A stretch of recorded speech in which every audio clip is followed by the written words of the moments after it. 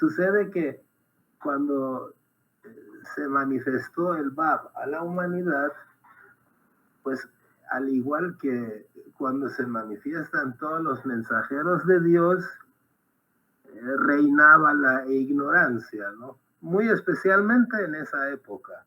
Es decir, la gente, por ejemplo, en Irán, en Persia, la gente recitaba el Corán en un idioma que no era el suyo. Tal vez no entendían ni una sola letra, pero eran muy fanáticos, ¿no?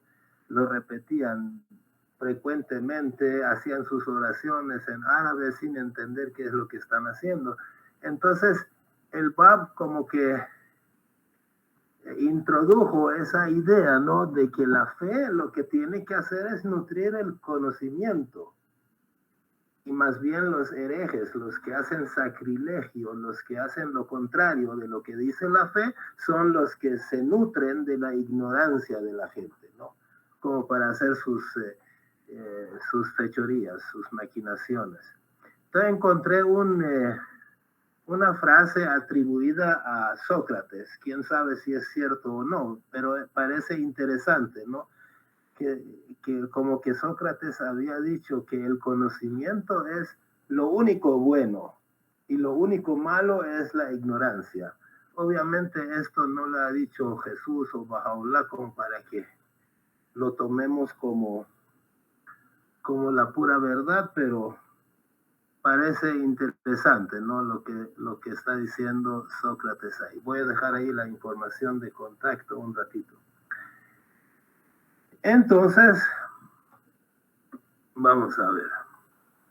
Basado en eso, no, basado en este hecho de que la fe tiene que nutrir el conocimiento, ¿no? No puede reinar la ignorancia dentro de la fe. Entonces, yo hace tal vez en los años 90, ¿no? Hace unos 30 años o más, un poco menos, me preguntaba a mí mismo, decía, ¿por qué la fe Bahá'í, que tiene principios tan bonitos y tan actualizados, no crece tan rápidamente como ciertas iglesias que promueven temas tan incoherentes, tan falsos, ¿no? ¿Por qué ellos crecen tan rápido y la fe Bahá'í no crece? O crece muy lentamente, demasiado lentamente. Entonces, traté de sacar conclusiones, ¿no? En mi mente. Entonces fue que entendí, ¿no? Que la fe nutre el verdadero conocimiento. La fe nutre el verdadero conocimiento en mí, ¿no? Mientras que el sacrilegio se nutre, ojo, de la ignorancia de la gente para acceder al poder. Repito, la fe, la verdadera fe, trata de aumentar mi conocimiento, cosa que no es fácil, ¿no? No es fácil porque la gente se resiste a estudiar y a ser erudita, ¿no? Pero eso es lo que trata de hacer la fe, mejorar tu conocimiento. Pero los contrarios de la fe, o sea, los que tratan de aprovecharse de la fe para conseguir sus propios objetivos, ellos se nutren, pero de la ignorancia de la gente para tener acceso al poder. El conocimiento es difícil de infundir en la gente, no es fácil. No es fácil crear o criar un ejército de eruditos, por ejemplo, que cosa que la fe Bahá'í quiere hacer, pero no es fácil. Lo va a hacer, pero no es fácil. La ignorancia es mucho más fácil de inculcar o de mantener a la gente ignorante como para conseguir cosas. Eso lo hacen en la política, lo hacen en la religión. ¿Qué dicen ustedes? Me gustaría... ¿Alguna opinión?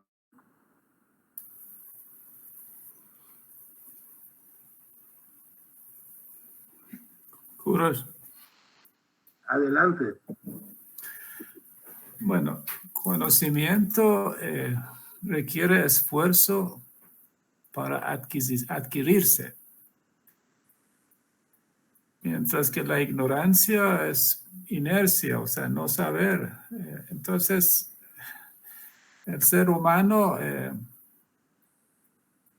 está dotado de capacidad para esforzarse y adquirir conocimiento, pero también tiene un lado que tiende a la inercia.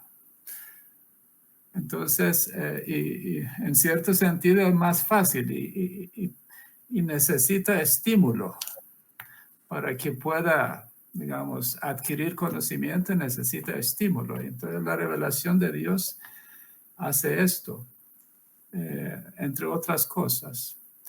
Mientras que la ignorancia, pues, es más fácil no esforzarse. Yo lo veo así, no sé si será así o no, pero es No, una manera de verlo quizás.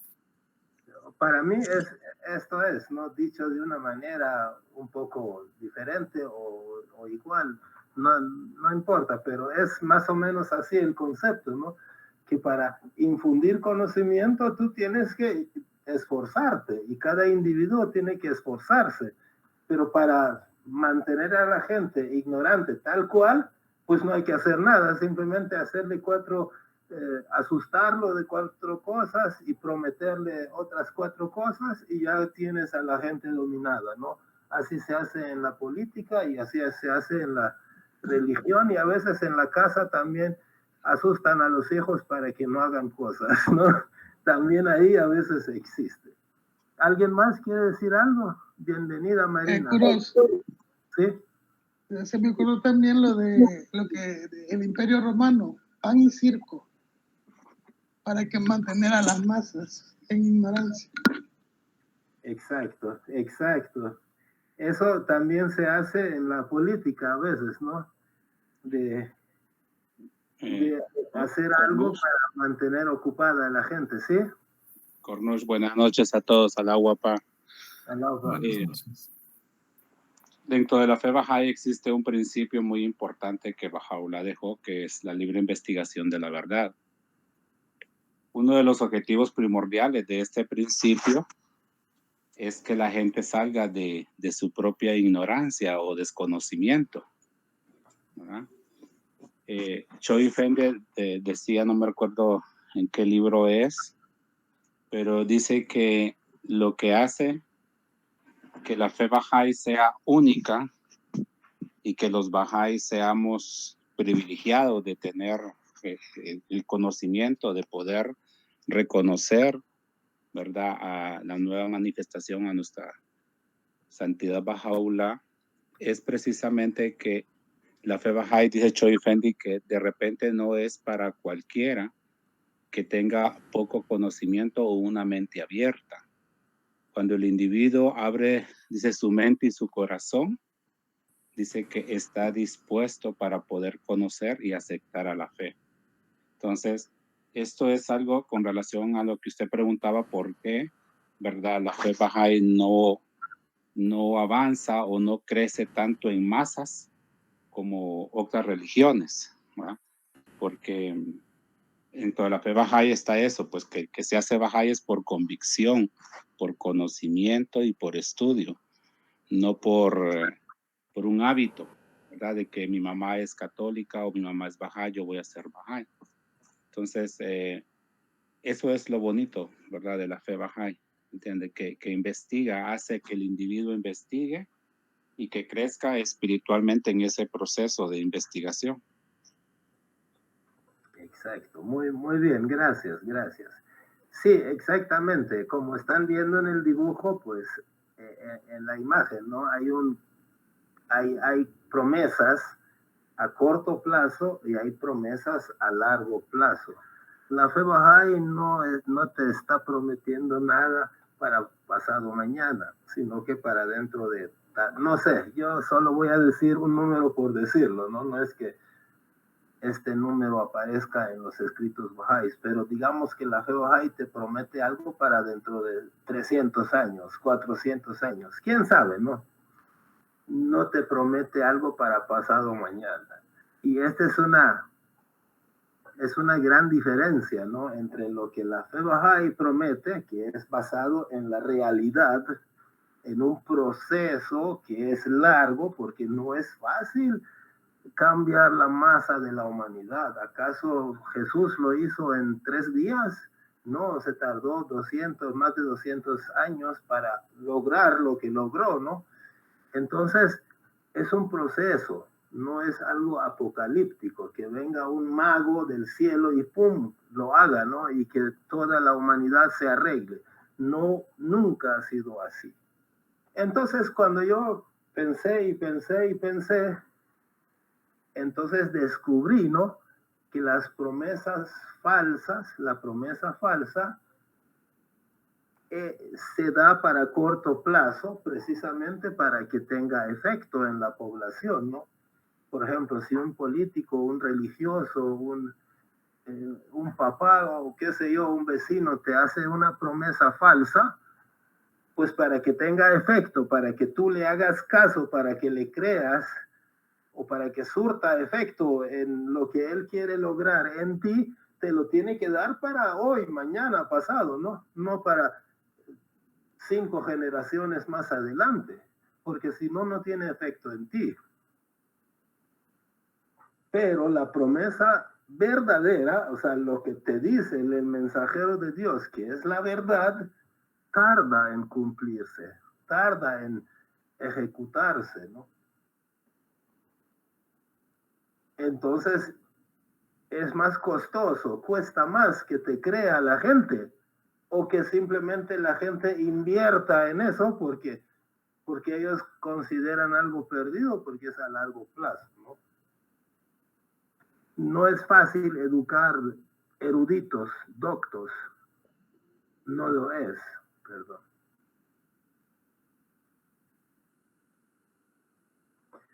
No es fácil educar eruditos, ¿correcto? No lo es, no es fácil. No es fácil. Lo que sí es fácil es mantener a la gente ignorante. O sea, los verdaderos, los que te traen el mensaje de la verdad, promueven el conocimiento. Conocimiento divino, ¿no? Que proviene de Dios, obviamente. Pero los falsos difunden la semilla del engaño y de la ignorancia para cosechar a su favor más adelante. ¿Estamos de acuerdo? O sea, el mensajero de Dios, como decir Jesús, Muhammad, Baha'u'llah, cuando vienen, promueven la verdad. Y la verdad es difícil de promover y de cosechar, ¿no? O sea, criar un ejército de eruditos no es fácil. Es mucho más fácil dar promesas falsas y promover la ignorancia, ¿no? Hacer que la gente no sepa. Políticamente también dicen que es más fácil dominar a un pueblo ignorante que a un pueblo que estudia. Una vez le preguntaron, yo no estoy seguro, tal vez alguno de ustedes habrá oído esta frase, como que le preguntaron a Margaret Thatcher, que era ex primer ministra de Inglaterra, que en paz descanse, ¿no? Le preguntaron, ¿y por qué los ingleses no dominaron a los, no sé quiénes, a los escoceses, o no sé qué pueblo? La cosa es que ella contestó, es que ellos estudian, es que ellos leen. Es decir, es difícil, yo no sé cuál de los pueblos era, pero algo así oí, ¿no? Que es difícil dominar a un pueblo que lee, que es conocedor, ¿no? Que estudia. Entonces es muy, muy importante. Ok, entonces aquí el problema es que, pues, muchos políticos y muchos religiosos, comerciantes, qué sé yo, hacen uso de la demagogia, ¿no? Es decir, utilizan mentiras como pues para ofrecerte, ¿no? Te ofrecen religión fácil. Permítame, vamos a... Hay muchos religiosos, jefes religiosos, pastores, sacerdotes, no sé, como quieran llamarlos. No me refiero a ninguno de ellos en especial, pero hay muchos que promueven y ofrecen una religión fácil. O sea, como decir que tú no tengas que hacer mucho para profesar esa religión y para obtener ganancias dentro de esa religión, aunque esas ganancias sean falsas. O por ejemplo, hay mensajes parecidos a este, ¿no? Dice, cree en mi sistema, en mi iglesia y estarás a salvo. Es decir, sin razonar y sin explicarte cómo, si tú te unes a mi fe, entonces tú estás a salvo. Es un mensaje corto y fácil de entender y de engañar a la gente, ¿no? O por ejemplo dice, nada más necesitas, solo asiste a esta iglesia y estarás a salvo. O solo da tu diezmo y eso te ayudará a estar salvo. O repite todo lo que aquí decimos y estás a salvo, ¿no? El único requisito en un programa que yo mismo oí en la radio, el único requisito para estar a salvo es creer en el Señor. En este caso, Jesucristo, ¿no? Y no es así. Hoy otros dicen,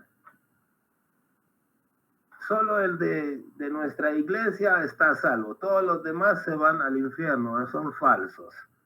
No es así, ¿no? Yo he oído gente que cuestiona eso, ¿no? Dice, ¿y los musulmanes y los budistas y los judíos, qué? ¿Ellos se van al infierno? Porque aquí te pintan que solo Jesús salva. Entonces los demás no salvan. Les suena eso, ¿no? Que eso lo andan difundiendo los pastores en la calle, ¿no? Hablan de conducta del individuo, sí hablan. Hablan de santidad, sí hablan. Yo he oído, ¿no? En la iglesia, que la santidad aquí, que la santidad allá.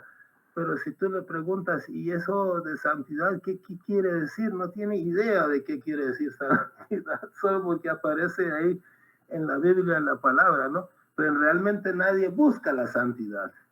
Todas las iglesias lo que buscan es robustecer su feligresía. No sé de qué otra manera decirlo. Por eso te prometen algo fácil, ¿no? Hacete de esta iglesia y ya estás a salvo. Entonces, tú logras tu objetivo, que es estar a salvo, y yo logro mi objetivo, que voy a robustecer mi iglesia, ¿no?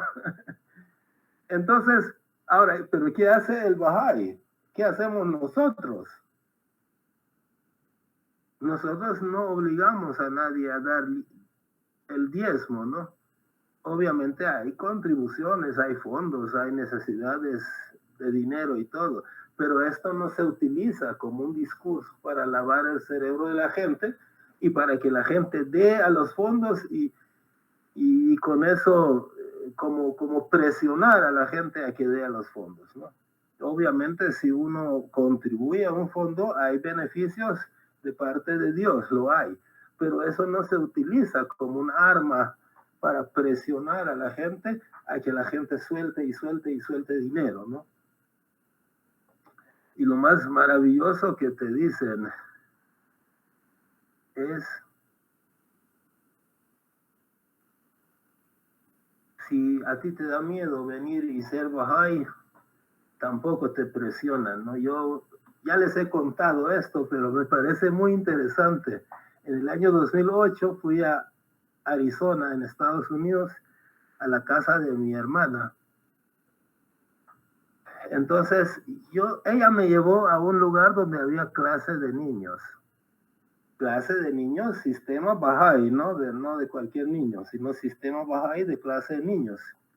Entonces había una señora que se llama Elizabeth y que ella era la que daba la clase. Entonces yo después, cuando ya nos fuimos a la casa, le dije, ay, esa señora, qué bien daba la clase. Esa señora es Bahá'í. No, me dijo, ella es mormona. O sea, en ese momento a mí me causó gracia, ¿no? O sea, ¿cómo es posible qué tiene que ver la iglesia mormona con los Bahá'ís para que una señora mormona esté dando clase de niños Bahá'í? Después de años, 6 años fui y todavía la señora seguía siendo mormona, ¿no? O por ejemplo, aquí, cerca de Zaragoza, que es un pueblo aquí cerca de nosotros, no Zaragoza de España, sino Zaragoza de aquí de El Salvador. Entonces, una señora que se llama Rosalinda, dijeron que iba a dar clases de niños Bahá'ís. Entonces yo digo, vamos, yo era en ese tiempo de esos que andan promoviendo las clases, ¿no? Entonces fuimos y ¿saben qué? La señora es católica y muy fiel a la fe católica. Y todititos, 100% de los niños que iban a ir a esa clase eran sus parientes y vecinos, toditos eran católicos. Y ella estudió los libros Ruhi y aprendió a dar clases de niños. O sea, una señora católica le da clases Bahá'ís de niños para niños a sus sobrinos católicos. Y a mí se me llenaron los ojos de lágrimas cuando iban a hacer una oración para iniciar la reunión. Nadie sabía una oración Bahá'í, ¿no? Hicieron el Padre Nuestro. O sea, esa es una cosa, no sé si en algún momento de la historia y la humanidad no creo que se haya visto algo semejante, ¿no? Que la fe Bahá'í no viene para saquear, o sea, para aprovecharse de la gente y robustecer sus filas con la feligresía. O sea, sí, bienvenidos, ¿no? Si todo el mundo, en algún momento todo el mundo va a ser Bahá'í, pero la prioridad es tu conducta. O sea, lo que Baha'u'lláh quiere cambiar en ti es tu conducta. Tu religión en segundo lugar, ¿no? Por su cuenta, por su propia cuenta, cambiará poco a poco, ¿no? Pero lo que más urge es que la gente cambie su conducta. Me pareció sumamente interesante este par de ejemplos que les estoy contando, ¿no? Entonces, ¿qué están haciendo los Bahá'ís? Los Bahá'ís no están engañando a la gente con tal de tener más Bahá'ís. No le están metiendo miedo a la gente de que, oigan, háganse Bahá'ís porque si no se van no sé a dónde, ¿no? Al infierno. No es así, ¿no? Los Bahá'ís, precisamente por eso, estamos ofreciendo el sistema Ruhi, que son clases de niños, grupos para los adolescentes y libros para los adultos, jóvenes y adultos.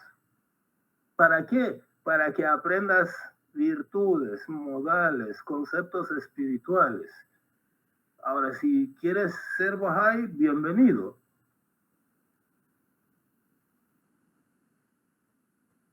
Eso, o sea, para mí es algo, incluso para los Bahá'ís, este concepto no tiene más de 25 años, más o menos, ¿no? Es bastante nuevo.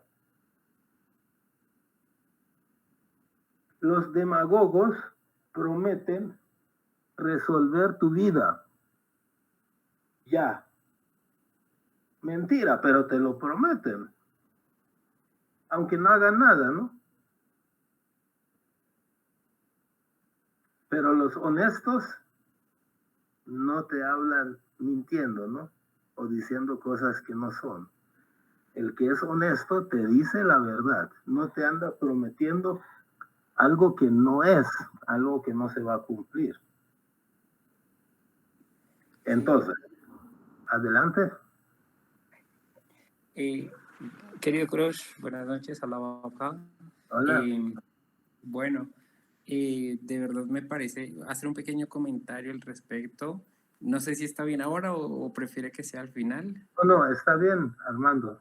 Adelante. Ok. Bueno, algo que resulta bien interesante haciendo el parangón con lo que su merced comenta,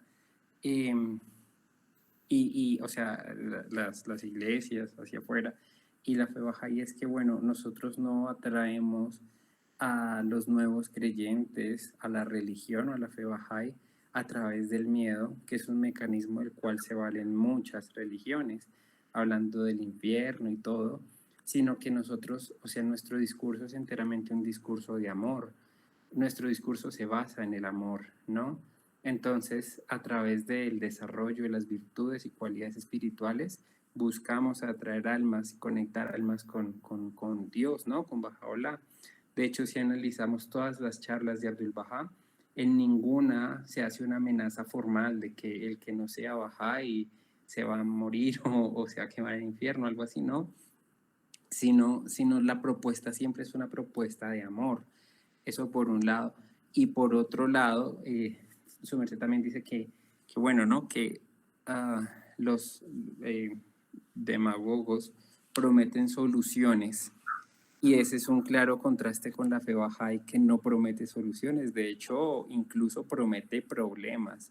Baha'u'lláh en el Kitab Igan dice, creen los hombres que al decir creemos no van a ser probados, y resulta que es totalmente lo contrario. En el momento en el que una persona decide creer, su fe es puesta puesta a prueba, ¿no? Esa es incluso la promesa que hace Baha'u'lláh. Entonces, es interesante cómo cuando uno comprende este tipo de cosas uno se da cuenta que es totalmente opuesto, es divergente con respecto a lo que se promete afuera, ¿no? Gracias, Armando. Maravilloso. O sea, a mí me gusta lo que acabas de mencionar. Aclara bastante, ¿no? Lo que pretendemos transmitir esta noche. Así es, ¿no? Así es. La fe bahá'í es clara, ¿no? Que no es fácil, por un lado, y por otro lado no te promete el cielo y la tierra aquí, sino que lo que sí es seguro es camino pedregoso.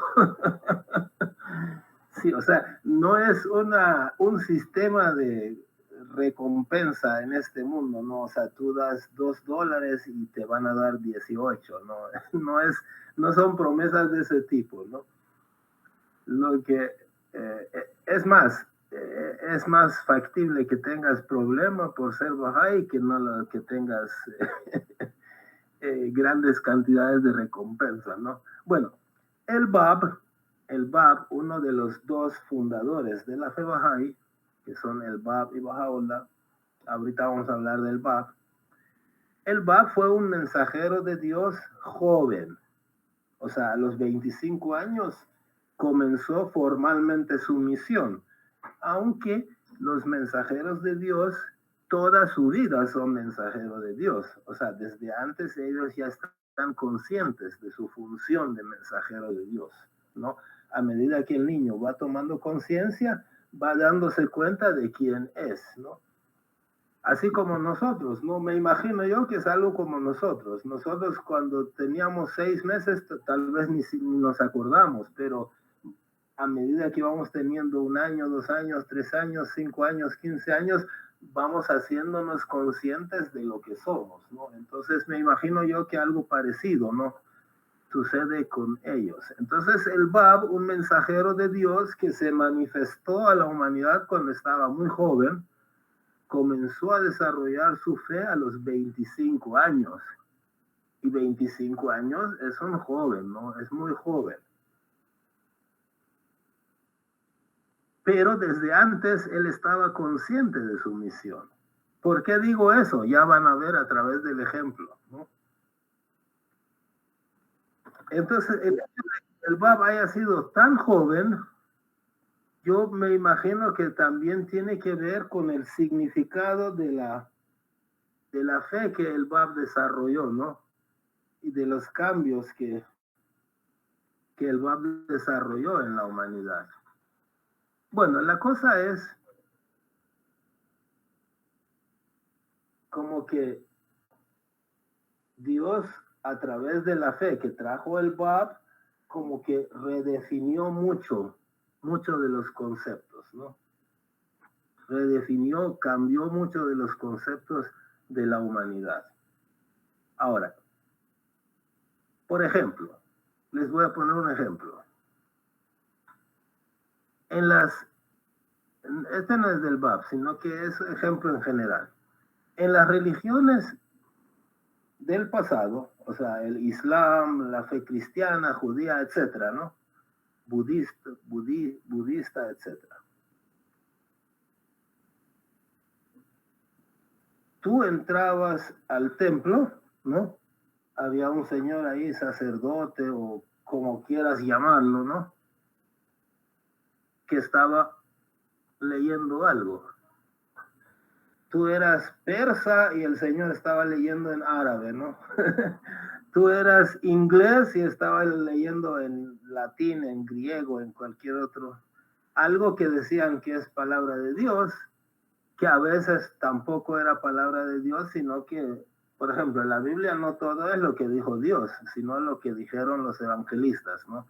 Y una parte sí es lo que dijo Dios o Jesús, ¿no? Pero lo que les quiero decir es que eso lo recitaban, lo leían en otro idioma muchas veces y tú nada más decías amén y con eso aceptabas ciegamente lo que ellos estaban leyendo, lo que ellos estaban recitando. A veces ni siquiera entendías, ¿no? Por ejemplo, tú hablabas inglés y ellos leían en latín, ¿no? Aquí, hasta hace poco, todavía las misas no las desarrollaban en español, ¿no? Entonces, no es tan lejano esto lo que estoy contando. Esto sucedía en el pasado. Eras persa y el que leía ahí la palabra de Dios lo leía en árabe, ¿no? Pero tú feliz ahí de escuchar la palabra de Dios, aunque no entendías ni una sola letra, ¿no? Esto es interesante, así ha sido. El Bab, desde que tomó conciencia de quién era, o sea, desde niño, desde muy niño, luchó contra este hecho de repetir ciegamente un concepto o un ritual sin entenderlo. Y solo aceptar algo porque eres fiel a una cierta iglesia o mezquita, ¿no? En todas las religiones la gente aceptaba en ese momento y repetía los conceptos sin realmente entender qué son. A veces ni siquiera era en su idioma, pero los aceptaba y decía amén o lo equivalente de amén, ¿no? Entonces el Bab desde chiquito luchó contra esto. Un ejemplo, los amigos bahá'ís todos conocen esta historia. El hecho de que en la fe del Bab hay un principio de la búsqueda de conocimiento, ¿no? O sea, el Bab comenzó a promover, ustedes no tienen que ser borregos, tienen que buscar erudición y conocimiento. Un seguidor del Bab y Baha'u'lláh no puede sentarse y cruzar los brazos y escuchar hablar a otro. Y si alguno de ustedes, su única manera de conocer sobre la fe es entrar a esta religión y escucharme a mí, pues estamos mal ahí. Tiene que estudiar cada quien. Es muy importante que cada quien investigue. Es muy importante dentro de la fe del Bab y de Baha'u'lláh. Es un principio bastante relevante, ¿no? Porque han querido cambiar el destino de la humanidad de esta manera.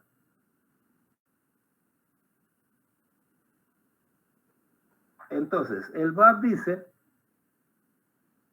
que prefiere el conocimiento sobre la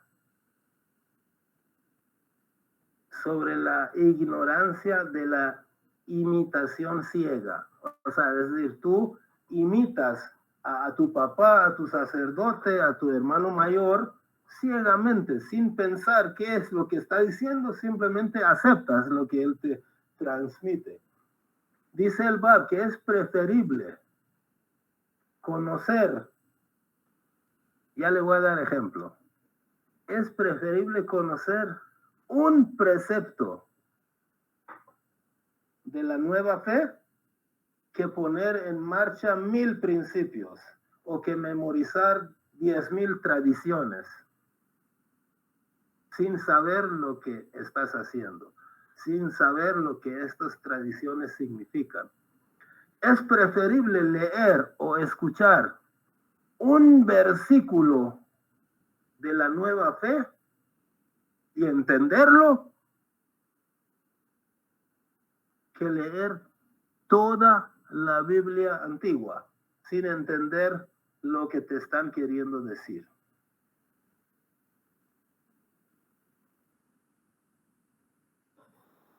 Y entiendes mucho menos, obviamente, si estás leyendo en griego, en árabe, en un idioma que no es el tuyo.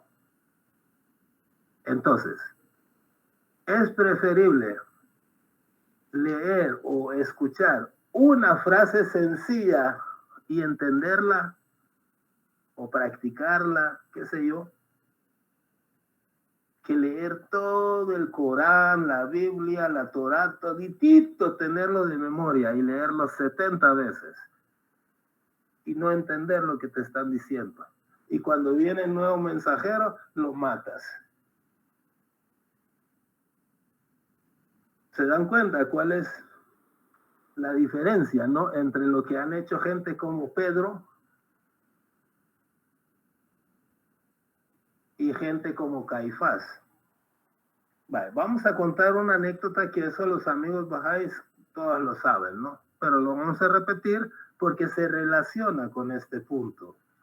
Como el Bab, dijimos que uno de sus principios era que tú no debes simplemente leer ciegamente las cosas y aceptarlas, mucho menos cuando te lo lee otra persona en otro idioma y tú solo dices que sí, que sí, que sí, ¿no? El Bab luchó en su fe contra esto. Ahora, lo interesante es que cuando el Bab tenía menos de 10 años, no está claro si tenía 9, 8, no sé, pero menos de 10 años, su tío, como el Bab perdió a su papá, murió su papá, y el tío materno, o sea, el hermano de la mamá, se hizo cargo de él. Entonces, el tío del Bab lo lleva y lo pone en unas clases, pero no vayan a pensar que eran clases del colegio tal, no, sino que en ese tiempo las clases eran de un sacerdote y que reunía a un grupo de niños de la gente que tal vez tenían dinero, ¿no? Eran comerciantes, porque el Bab también era de familia de comerciantes que tenían comodidades, ¿no? Entonces hacían unas clasecitas y el sacerdote estaba ahí y los niños sentados sin decir ni pío, sin protestar, y escuchaban que el sacerdote leía pues en árabe, ¿no? El Corán y lo explicaba y les explicaba conceptos. Y eso era todo, ¿no? No es que estudiaran álgebra, matemáticas o química. Eso era la única forma en que alguien podía, digamos, estudiar. No había escuelas tal como lo hay hoy, ¿no? Aún en Irán, hoy hay escuelas, pero en ese tiempo no había, ¿no? Entonces, el Bab era persa, ¿no? Nosotros somos persas. La gente que vive en Irán somos persas. Nuestro idioma oficial no es el árabe. Sin embargo, el Corán viene en árabe. Entonces, el profesor, el erudito, ¿no? Que era un hombre realmente sabio, sí lo era, le pide al niño de 8 o 9 años, el Bab, le dice, ¿puede leer la frase inicial de tal capítulo del Corán?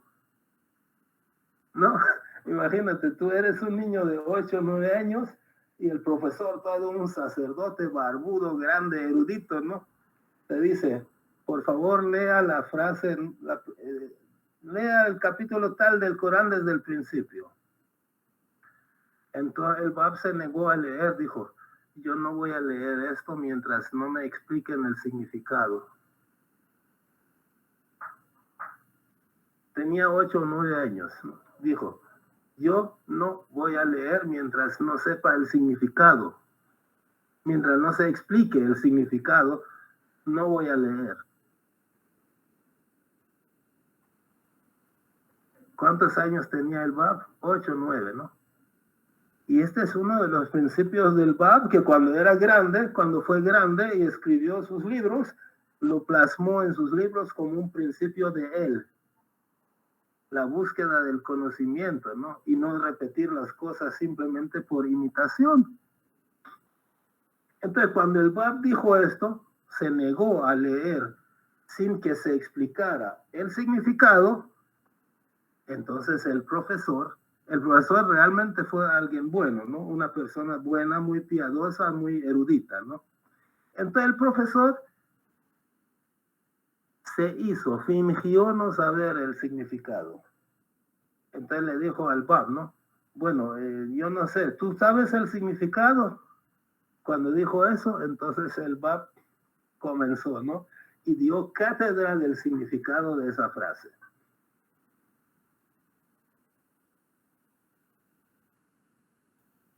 Entonces, cuando hizo eso, le entró un miedo, me imagino, ¿no? Que le entró un miedo a ese profesor. Dijo, no, hombre, yo a quién le estoy dando clase. Este es el prometido. O sea, para mí que en ese momento él supo de quién se trataba. Es el prometido Qaem del Islam. O sea, y le dijo al tío del Bab, el único que puede mostrar semejantes virtudes es el prometido. Llévalo a la casa. Él no necesita venir a mis clases. Solo el prometido puede mostrar semejantes virtudes. Obviamente el tío era buena persona, pero pues no estaba consciente de este hecho, ¿no? Ya le voy a dar permiso. Entonces el tío del Bab, que fue el que lo crió, ¿no? A falta de su papá, cuando murió su papá, el tío lo crió. Pero cuando llegaron a la casa, lo reprendió, lo regañó, que por qué había salido respondón con el maestro, ¿no? Que no debía haber hecho esto. Debía haberse sentado ahí, solo oír. O sea, como era costumbre, ¿no? Como era costumbre en ese momento. Pero este hecho muestra dos cosas. Uno, muestra la cultura de la época, que leer o escuchar y no cuestionar. Uno. Dos, muestra que el Bab iba a cambiar este hecho, esta cultura. Y más adelante en sus escritos, en sus principios, plasmó esta enseñanza, ¿no? Creo que alguien deseaba decir algo. Sí, Kurosh, algo corto.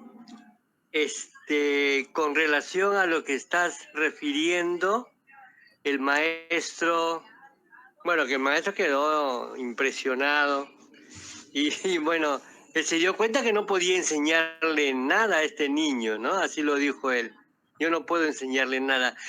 Posteriormente, cuando ese niño ya es joven, a los 25 años y declara su misión, por algún motivo, bueno, por alguna causa, el maestro se llega a enterar que existía alguien que se había levantado a proclamar el cumplimiento de viejas profecías y él inmediatamente se dio cuenta que se trataba de ese niño, cuando era niño, ya era un joven, ¿no? De 25 años, y él llegó a ser seguidor del BAP, declaró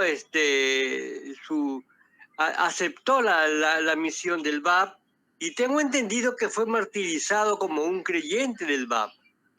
De modo que lo que ocurrió es que el maestro se volvió alumno del alumno. Esa es una cosa curiosa, ¿no? Entonces, pero es que la manifestación divina necesariamente tiene que pasar por etapas humanas, tiene que en algún momento ser niño y llegar a adulto, ¿no? Lo mismo pasó con Jesús. Hay anécdotas, tradiciones que cuentan de que una vez caminando con la madre, con María, el niño se le pierde y ella lo buscaba y lo encuentra reunido con sacerdotes eruditos, conversando con ellos, disertando con ellos, ¿no? Y la mamá le dice, ¿por qué has hecho eso? ¿Por qué te has perdido? Te he estado buscando.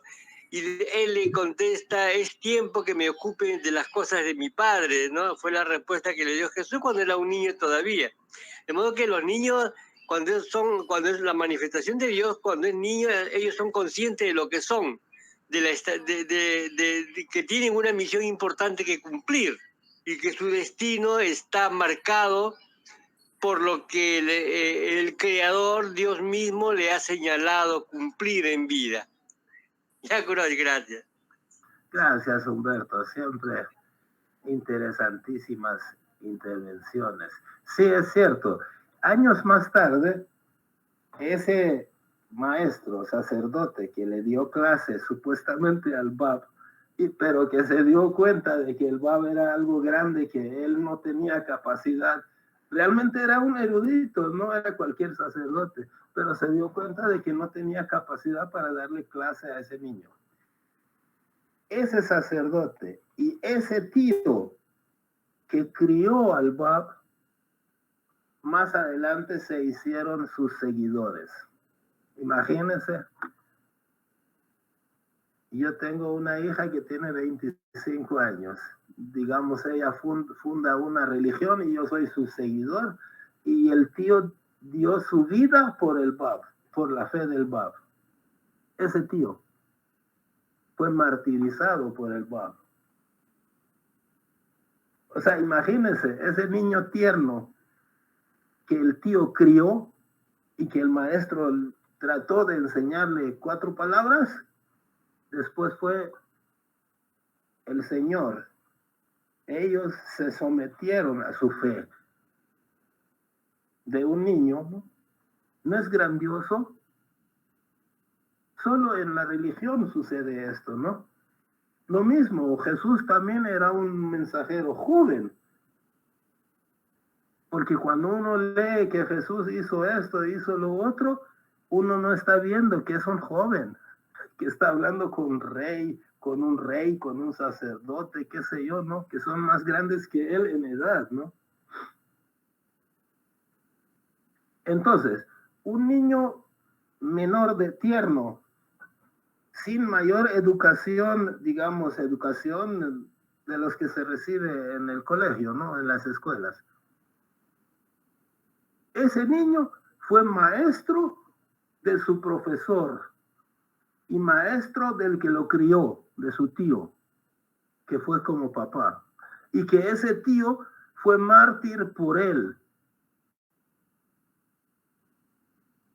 Entonces, también su madre y su esposa se hicieron bahá'ís, ¿no?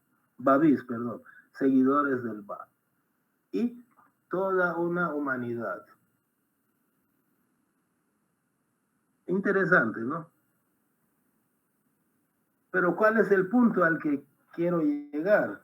No era solo contar la anécdota por contar. El punto es que el Bab, cuando tenía menos de 10 años, no sé si 8 o 9, siendo un niño tierno, ya tenía claro este principio que más adelante plasmó en sus escritos Interesante, ¿no? O sea, el niño de 8 o 9 años ya tenía claro que es preferible leer un versículo y entenderlo que leer todos los libros sagrados y no entender nada o entender poco o practicar 1000 tradiciones inventadas, ¿no? Practicar 1000 tradiciones que no entiendes ni te conducen a ningún lado, que no sabes ni por qué fueron creadas esas tradiciones. Este es un principio que trajo el Bab, ¿no? El principio de conocimiento, ¿no? Es preferible que tú entiendas una letra que te memorices todo el abecedario sin entender, ¿no? Este es un concepto del Bab, o sea, que no es solo del Bab, pero él lo introdujo, ¿no? Y que en la fe Bahá'í es muy importante. Por eso es importante que nosotros no solamente nos sentemos a decir amén, sino que nosotros tenemos que estudiar, ser eruditos. Cada uno de nosotros, en la medida de su capacidad, de su posibilidad, tiene que ser un erudito. Otro ejemplo. Vamos a Moisés. Moisés, como un principio de su fe, estableció el día del reposo, ¿correcto? ¿Por qué? ¿Cuál era su motivación? Yo qué sé, ¿no? Pero me imagino que probablemente por amor y justicia social, ¿no? Es decir, tú eres un judío, ¿correcto? Yo soy Moisés, tú eres un judío, yo te amo a ti. Entonces yo veo que tú trabajas 6 días a la semana. Entonces yo te doy derecho a un día de descanso para que de paso le sirves a Dios ese día. O sea, descansas de labor, es una ley laboral también, ¿no? Y además de eso también dedicas al Señor ese día. Un día, trabajas 6 días y descansas y dedicas a Dios un día. ¿Por qué? Porque te amo y te estoy dando ese decreto, ese derecho laboral y espiritual, ¿no? Palabras más, palabras menos, ¿no? Me imagino que algo así, pues, es la motivación de una ley, ¿no? Que es una dádiva hacia los judíos. Descansen, no trabajen 7 días, sino solo 6. Pero los judíos, al no entender, 3000 años después, ¿qué están haciendo? No entendieron. Entonces yo mismo he visto que mis vecinos judíos el día sábado, que era día de descanso, no encendían la luz. Yo una vez estaba jugando allá en mi casa en Shiraz, era un adolescente, ¿no? Tal vez tendría 15, 16 años, hace muchísimo. Entonces de repente una vecina, ni nos conocíamos mucho, pero pues yo sabía que ellos eran judíos. Me llamó, me dijo, venite muchacho, ven, hazme un favor. Sí, dígame. Me llevó a su cocina, me haces el favor de encenderme la cocina. Porque era sábado y ella no podía encender la cocina. Y la vez pasada, en esta misma reunión, un amigo que vive en Estados Unidos nos contó de que allá cuando tú pides, por ejemplo, pizza a domicilio, si es un sábado, los judíos no pueden pagar el sábado, sino que algunos, ¿no? Dejan el dinero debajo del florero o qué sé yo, desde viernes. Entonces, cuando viene el muchacho repartidor de pizza, le dicen, va, deje la pizza ahí en la cocina y el dinero está debajo del celular o del florero. Agárralo. O sea, se dan cuenta, ¿no? A lo que llegó una ley que fue dada por amor. ¿O por qué creen que Moisés dio esa ley? ¿Para que no compren pizza los sábados? Son... Kurosh, hay dos que han levantado la mano, me parece. Ok. Entonces, bueno, ahí Badí. Bueno, vamos a ver Badí primero. Porque no sé quién levantó primero. Adelante, Badí. Sí, quería... hay una cuestión también que resulta difícil, o tal vez es costumbre de la humanidad ya el que buscan líderes dentro de la religión que les ahorren el trabajo a ellos de estudiar por sí mismos.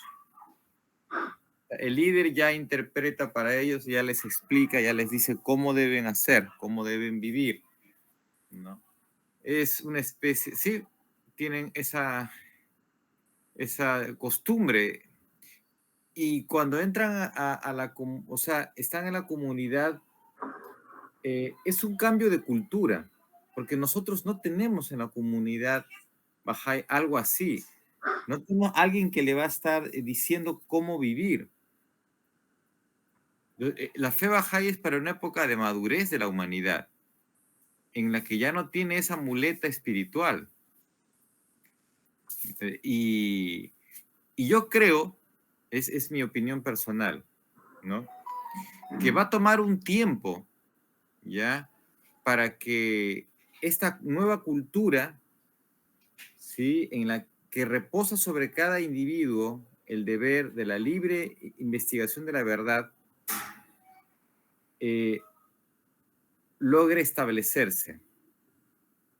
Entre algunos ya despierta digamos, esta responsabilidad moral, ¿no? De ellos mismos, buscar en los escritos, buscar en el conocimiento cómo desarrollar espiritual e intelectualmente, ¿no? Dentro de la causa. Pero muchos, incluso dentro de la comunidad, esperan. Y hay todavía, muchos, hay esta necesidad todavía de, si bien no tenemos un sacerdote, de mirar a alguien como algo así, ¿no? Y es fuerte. No creo que es una cuestión de que hay que señalarlo así, digamos, y criticar a la gente, o sea, decir dentro de la comunidad me refiero, sino que ser pacientes e ir educando a las nuevas generaciones para que logren trascender esto, ¿no? Porque tal vez algunos ya han llegado a la causa ya muy adultos y arrancarles todos esos formatos, esos modelos mentales de una sola vez no es muy aconsejable, pero hay que enfocarse en los creyentes nuevos, sobre todo más jóvenes. Es mi opinión. Ok, gracias. Sí, Badí, sí, es que incluso nuestros hijos que tal vez crecieron bajáis, pero ellos ven afuera que la otra gente no hace lo que nosotros hacemos. Entonces, a veces por parte son atraídos a ese sistema y por parte son atraídos hacia nosotros, ¿no? Es difícil, sí, tiene toda la razón, Badí. Yo no sé si Daniel quería hablar también.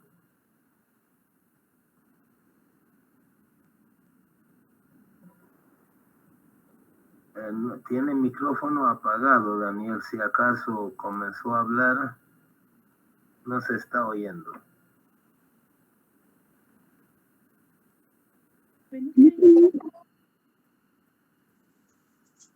Hola, buenas noches. Oh, yo quería decir algo. Dígame, Primero, María. pues, disculparme que llegué tarde y saludarlos a todos.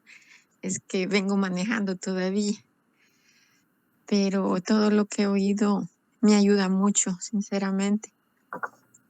Y le agradezco al señor Kurosh porque la verdad que cada vez aprendo más. Y porque yo soy bastante curiosa, así que me encanta, pues, ir como descifrando todo, ¿verdad? Y ir entendiendo más.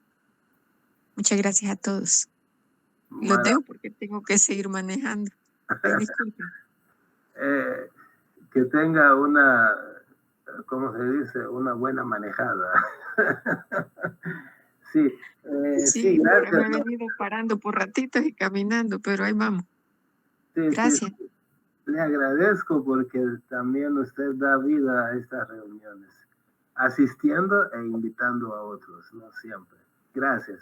Bueno, si hay alguien más que desea decir algo, Sí, perdón. Daniel. ¿Sí se escucha? Sí, sí. Ya no hablaba Fa, señor Cotuz. Estaba escuchando atentamente su charla, también los comentarios de los amigos y amigas.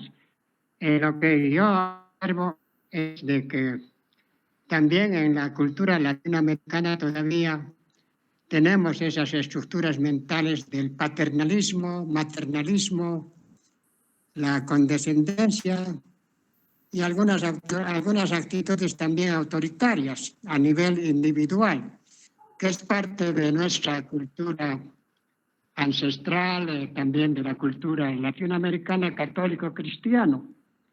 Entonces, en ese sentido, ese principio de estudiar a nivel individual, investigar la verdad espiritual, desarrollar nuestra capacidad intelectual, todo esto es un proceso que va a llevar generaciones en nuestra cultura latinoamericana, porque es algo que todavía arrastramos también de nuestro sistema escolar, de nuestro sistema educativo, en cierta manera nuestro entorno donde hay esas actitudes aún en las incipientes comunidades bajáis que recién están empezando a formarse, a construirse. Entonces también recibimos influencias de nuestro entorno familiar y también social y cultural. Entonces, en esta parte estamos reflexionando muy claramente. Y por otra parte, también el GAPI indica que está prohibido la actividad proselitista y también ser fanático. Entonces, todos esos aspectos van a ayudarnos a desarrollarnos de una manera diferente en el entorno, en el ambiente bahá'í, que todavía estamos en un proceso de inicio. Gracias. Maravilloso, gracias. Entonces estamos viendo lo que es que Moisés da una ley, pero yo no conozco por qué, no sé por qué. Entonces comienzo a hacer tonterías, ¿no? Porque no entendí el espíritu de la fe, de la ley. Entonces el BAP prefiere que tú entiendas una cosa a que pongas en práctica 1000 cosas sin entenderlas, ¿no? Es un ejemplo. Otro caso, vamos a ver otro caso, pero hoy de Muhammad, o sea, del Islam. Muhammad prescribió el velo, es decir, sí, que la mujer se cubra su escote, su cabello, su cara, ¿no? Ante los hombres que no eran de su familia, es decir, sus hijos, sus hermanos, sus padres, su esposo, sobrinos, etcétera, ¿no? Ante extraños, cubrirse. ¿Pero por qué lo hizo? Porque Muhammad, por amor a esas mujeres lo hizo, porque las quiso proteger. ¿Correcto? Las quiso proteger. ¿Por qué?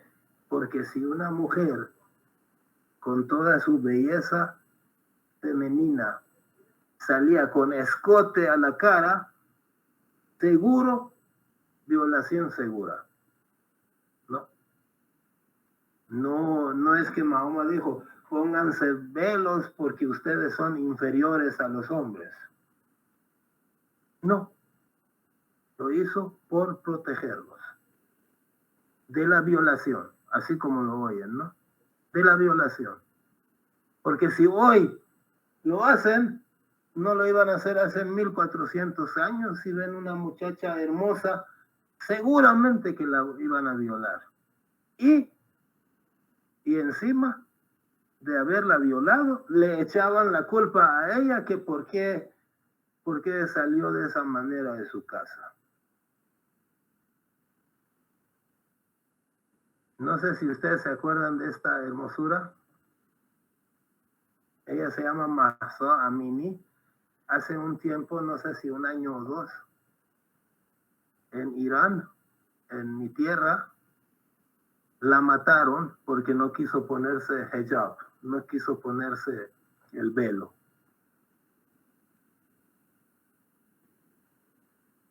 Ahora yo me pregunto, ¿por qué Muhammad estableció el velo para la mujer? Porque Muhammad ama a Mahsa, a la mujer, ¿no? Y por amor a ella la quiso proteger y le prescribió el velo. ¿Se les ocurre otra razón? ¿Se les ocurre decir que Mahoma por odiar a las mujeres hizo eso? ¿O por reprimir a las mujeres hizo eso? No tiene sentido.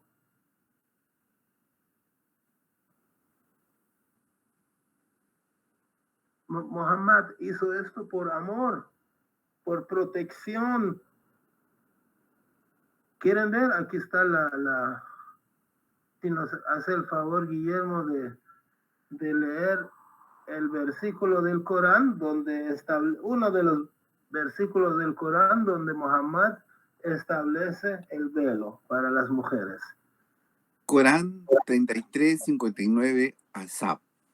Profeta, di a tus esposas, a tus hijas y a las mujeres de los creyentes que se cubran con el manto. Es lo mejor para que se las distinga y no sean molestadas. Dios es indulgente, misericordioso. ¿No está claro? ¿No está claro? Dice, estamos viviendo en un ambiente horrible, malo, lleno de gente mala, malintencionada. Diles que se cubran por su protección, para que no sean molestadas. Punto, así de sencillo. Es para salvaguardar su integridad, para resguardar, para protegerlas. Ahora, ¿qué sucede 1400 años después? Que vienen a esta belleza que era Mahsa Amini, que era muchacha iraní, que no quiso ponerse. Voy a ver si pongo de nuevo su imagen. Mire qué hermosa es que a mí no me pasa. Cada vez que veo esta imagen, se me llenan los ojos de lágrimas. ¿Cómo van a matar a una belleza como esta porque no se quiso poner el cochino hijab? No se quiso poner el velo cuando estamos en una época distinta. Entonces, eso quiere decir que estos señores que mataron, asesinaron a esta hermosa muchacha por no ponerse el velo, aman más al velo, aman más la ley que a la persona. Cuando Muhammad dio la ley por amor a la persona y no por amor a la ley en sí. Porque la ley caducó, ¿no? En los tiempos del Babi Baha'u'llah. Y hoy hay muchos organismos, especialmente feministas, que se quejan, se burlan o ridiculizan la ley de Mahoma, la ley de Muhammad, por haber establecido el velo para las mujeres. Yo quisiera que estas personas que ridiculizan la ley de Muhammad, por lo menos a través de inteligencia artificial, intenten meterse a la época de Muhammad, intenten de crear un escenario en el cual una muchacha con escote salga a la calle, a ver qué le hacen. A ver qué le hacen. A ver si no piden a gritos, Muhammad, por favor, protégenos a través de una ley. De que la gente solo se queja de las leyes sin ponerse a pensar en qué contexto fueron establecidas, ¿no? Pero en este caso yo lo que quería llegar es que Muhammad, por amor a la mujer, está estableciendo una ley. Pero el desconocimiento de la razón de esa ley hace que 1400 años después en mi tierra maten a una muchacha por no usar ese velo. ¿Por qué? Porque no entendieron que ese velo era por amor a ella. Entonces, ¿cómo la van a matar?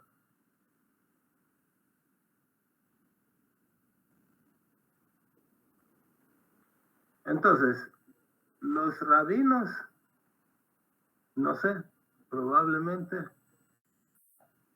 alguna vez, ¿no? Yo no es que haya sabido que lo hicieron, pero tal vez alguna vez mandaron matar a un judío por no guardar el día de reposo. No sé. Probablemente lo hicieron. Ahora, ustedes díganme, el día de reposo fue creado por amor a ese judío, ¿no? Que mandaron matar.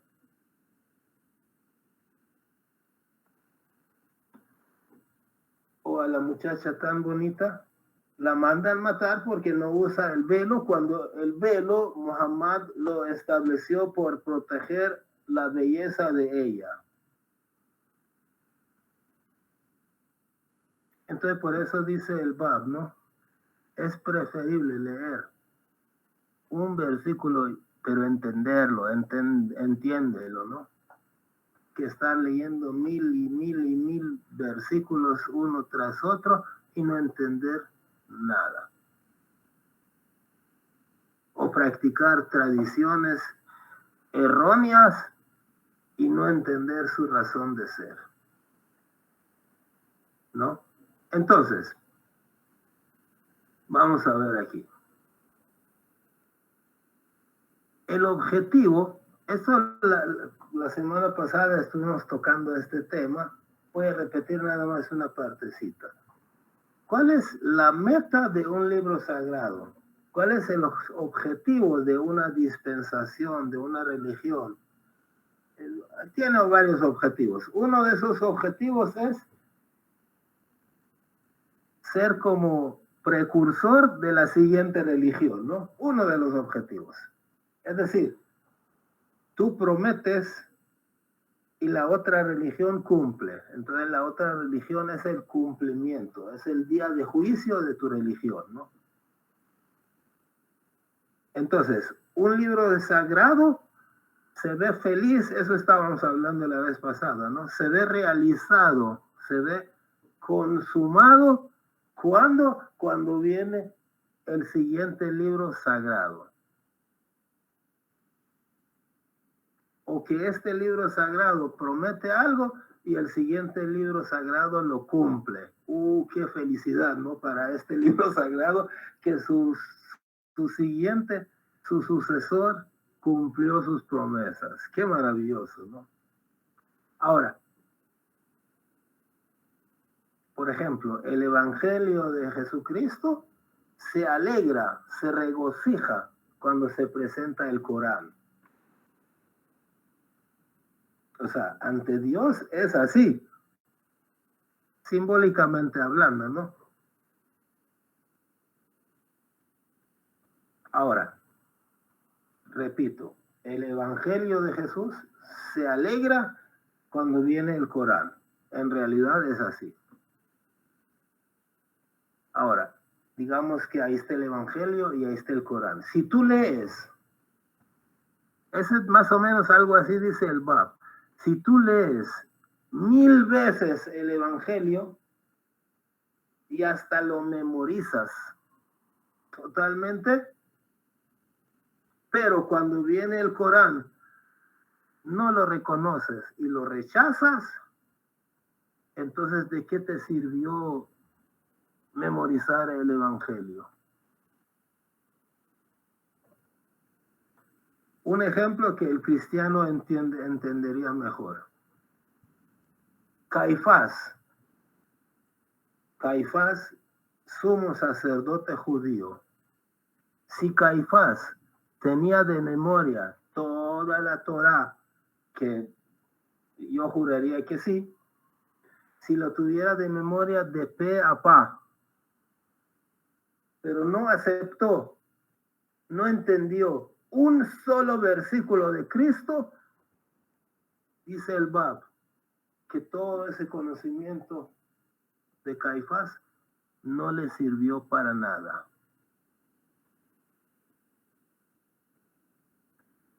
Comparemos a Caifás con Pedro, ¿correcto?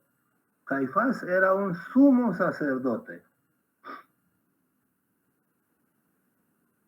La Torá la tenía de memoria. Me imagino, ¿no? Me imagino.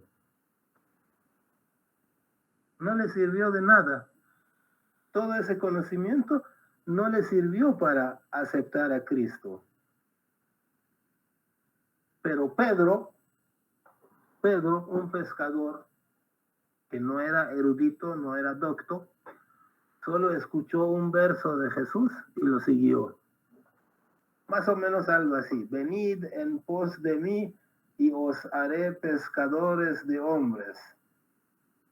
El tal Caifás no entendió ni esto ni ninguna cosa que dijo Cristo. Pero el Pedro, que no era sacerdote, no era doctor, era un simple pescador, escuchó una frase, entre otras, ¿no? Y lo entendió y lo aceptó y lo siguió, lo ejecutó. Ahora díganme ustedes, ¿cuál de estos dos individuos está más próximo a Dios? Obviamente Pedro, ¿no? Entonces, esto es lo que dice el Bab. Quiero que se entienda, ¿no? El Bab dice, si tú lees un versículo, por ejemplo, de Bahá'u'lláh, que es su prometido, es como haber leído todo el libro del Bab, ¿no? Es decir, si tú lees una frase del Bab de Bahá'u'lláh, que es el prometido mío, y lo entiendes y lo practicas y lo aceptas, es mejor que haber leído todos mis libros. ¿Por qué? Porque el objetivo de mis libros es para acorralarte, conducirte hacia Bahá'u'lláh. Entonces, si no lo logro, entonces de nada sirve, ¿no? Entonces, Pedro escuchó un versículo de Jesús y lo entendió. Caifás memorizó la Torá y no entendió nada. No le sirvió eso para conocer a Jesús. Ahora, ¿cuál es mejor? ¿Cuál es mejor? Eso confirma lo que el Bab está diciendo, ¿no? Que leer y entender una frase, un concepto, pues es mejor que leer 1.000.000 de conceptos, todo el Evangelio y no entenderlo, ¿no? Entonces, si tú, en Irán hay sacerdotes musulmanes que se pueden casi el Corán de memoria. El Evangelio al menos 3, 4, 5 veces lo han leído de pe a pa. La Torah lo han leído 2, 3 veces. Los libros de los zoroastrianos se lo han leído un par de veces, al menos. Y tienen estudios sobre los libros de los budistas, de los hindúes y de las demás religiones. Imagínense, toda esa información no les ha servido para aceptar al Bab y a Bahá'u'lláh. De nada sirve haber memorizado tanta cosa. Los rabinos de los tiempos de Cristo conocían tan bien la Torá. Los sacerdotes musulmanes de los tiempos del Babi Baha'u'lláh conocían tan bien el Corán y muchos otros libros sagrados. Y ahora ustedes salgan el domingo de su casa, tantos pastores que gritan hasta en el mercado, en las iglesias, en las calles. Tienen de memoria versículo tal, capítulo tal, libro tal, que Jesús dijo esto, que Daniel dijo tal cosa. ¿De qué le sirve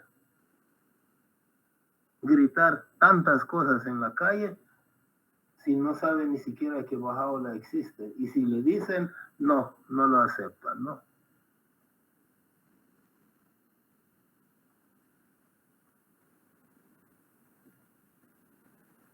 Y lo malo, ¿saben cuál es?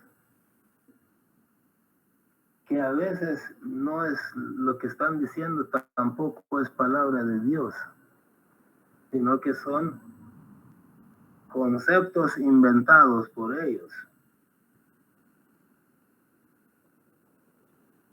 Es decir, es preferible no saber nada, pero caer en las manos de Baha'u'lláh en este tiempo o en aquel tiempo de Jesús, de Muhammad, ¿no?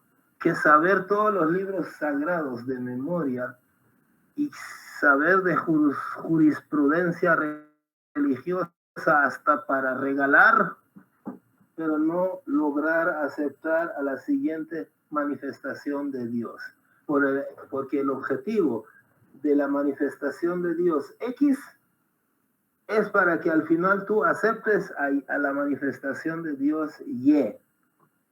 Si tú eres erudito en X, pero no logras aceptar a Y, entonces de nada te sirve todo lo que tú aprendiste, memorizaste, practicaste, hablaste. Es preferible no saber nada y solo 2 palabritas. Para terminar, yo tengo una anécdota interesante que sucedió a alguien de la familia, ¿no? Mi suegro se declaró Bahá'í en el 2017. Pero si tú le preguntas qué es la fe Bahá'í, no sabe qué es, pero es Bahá'í. Es decir, no es una persona muy erudita en la fe, pero es Bahá'í. Interesante, el año pasado este señor estaba en el hospital. Estuvo ahí como 2-3 semanas ahí hospitalizado. Entonces en eso una enfermera llega con el fin de hacer propaganda para alguna iglesia, les comienza a enseñar cosas de su iglesia, ¿no? Y entre esas cosas le pregunta a cada quien, ¿tú de qué religión eres? ¿Usted de qué religión es? Entonces cuando le preguntan a él le dice, yo soy Bahá'í. ¿Y eso qué es? Dijo, eso es servir. Nada más eso le contestó, porque quizás solamente eso sabía de la fe Bahá'í. Solo eso. Es servir. ¿Por qué? Porque él se hizo Bahá'í por eso, porque vio que su hija es Bahá'í y sirve de día y de noche, ¿no? Vio que los Bahá'í solo son buenos y sirven. Suficiente. No necesita saber que el libro de Daniel, versículo 8, nada de eso, ¿no? Es preferible eso, solo eso, que saberse miles de versículos de memoria y que no te sirve para engañar a la gente y para que se pierda la gente, ¿no? para vender cielo falso. Bueno, si alguien tiene algún comentario, adelante. Si no, vamos terminando.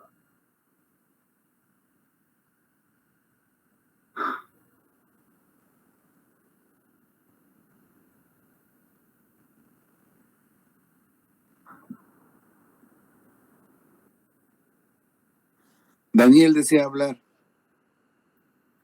Daniel, ¿quería hablar de nuevo o es la misma levantada de mano? Bueno, agradecerle, fue bastante interesante y muy reflexivo.